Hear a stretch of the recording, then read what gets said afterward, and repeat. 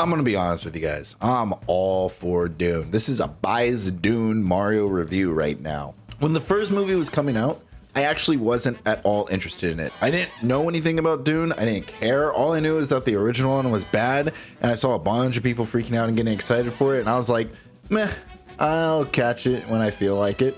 And after I saw that movie, something changed in me. I went and I got the book. I read the first half. I didn't want to even read the second half till I saw the movie. Saw the second half, started reading the second half, and boy, oh boy, does this adaptation do something to me. And that's the thing I kind of want to stick to more keenly, is the adaptation portion of it. The book is nowhere near kind of like the movie. The book doesn't really focus on the character growth or character struggle, but as the movie gives a little more drama and things for people to latch onto or relate to with the characters, especially Paul. And this is going to be kind of a two-parter because I never reviewed the first movie, but I will focus more on the second movie. Seeing that, I always say that, like, if an adaptation is good, you know, and they change parts of the source material, it doesn't matter. Well, Dune Part 2 is a perfect example of that. There's a lot of things that get cut, and we're more focused on other portions of the movie or other characters, and there are things that aren't necessarily even in the book that are put into this movie, like Paul kind of freaking out if he goes down south and accepting how the people see him. And let me tell you, these changes are for the better. I think when you're reading the book, you'll enjoy the book, especially if you're into that kind of stuff. But the way you write a book isn't the same way that you watch a movie or direct a movie. You're allowed to ruminate in a book. You're allowed to just kind of give exposition and explain things and explore the characters' minds as well as show off their actions. You can't do as much in a movie, and showing, not telling, can be very great. Of course, you can give exposition in ways that are lore dumping or even character exposing, but in Dune Part 2, I love how the narrative plays out in a way that not only mirrors the first movie, but also complements it and kind of grows from it. Take the scene where Paul has to choose his name. It's something that we've seen constantly. The little mouse in the desert, that it gets a lot of attention and shows us how even the smallest creatures survive on Arrakis. And whenever he chooses that name, everyone kind of laughs at him, but then we are given exposition as to why that name is important, why it's the perfect name for Paul.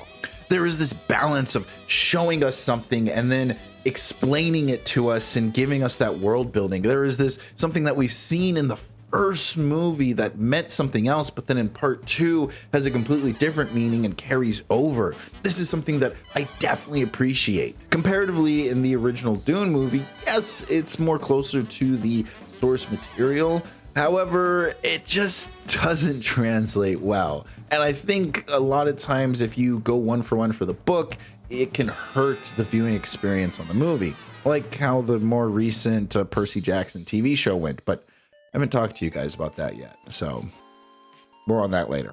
Maybe. Seeing the Harkonnens in control of Arrakis this time around shows just how brutal they are and how much they care more about the survival of the fittest. Going to their planet and seeing how everything is literally white and black, kind of how they view the world. You're either on top or you're on bottom, and their interactions with one another and how they speak to one another, especially the family members, goes a long way into telling us who they are, and also, again, adds to that mirroring factor. We start off in Part 1, we start off on the planet of Caladan, I believe, and then we go into Arrakis. It isn't until Part 2 that we start on Arrakis seeing the Harkonnens, but then it wasn't until later in around the second or third act that we go into their planet with the Harkonnens. We see how the Atreides want to befriend the Fremen and use kind of love is within their family. See how the Duke loves his wife, the Duke loves his son, and that is a part of his personality that he wants to kind of spread through the world and use that to gain power in the world. Whereas the Baron of the Harkonnens doesn't have love and only cares about strength and uses that to belittle his family members, but also promote and raise other family members, but then uses that strength and bitterness against the Fremen, and we see what that does to the planet and how he gets around. As for Paul, he's a continuation of his father.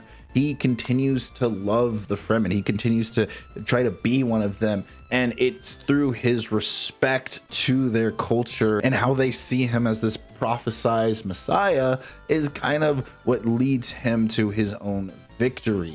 Even though, you know, where his father failed, we see success through Paul. Now, just like part one, this movie does feel a lot like Hollywood. There are a lot of big names taking up some spots, and even some characters that are on screen for a couple of moments are played by a well-known actress or actor. And the reason I say this is like Hollywood, it can be kind of distracting.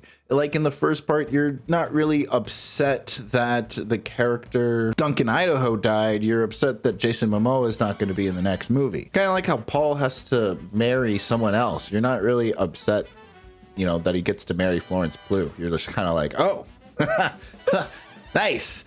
But with that being said, that is mainly just for kind of the minor side characters. With the main characters, there is a lot of love and attachment that goes into it, especially with Chani's character. I'm happy to see more of her, and I'm happy to see that she kind of grounds Paul, as well as Paul. He's a character that I genuinely usually don't really care for and didn't think I would care for, but tend to like him a lot. While I was in the theater, a fan favorite was definitely Stilgar. I also think he's become memed a lot, and that's because in the second part, there's a lot more humor. It's not as serious, and Stilgar kind of adds to that. It's perfectly fit in there, and I think Stilgar is a fantastic character, and every time his scenes play, Hans Zimmer's score lights up way more. And I think that has something to say. The music in the first movie is very subtle. It doesn't really get too dramatic till the third act.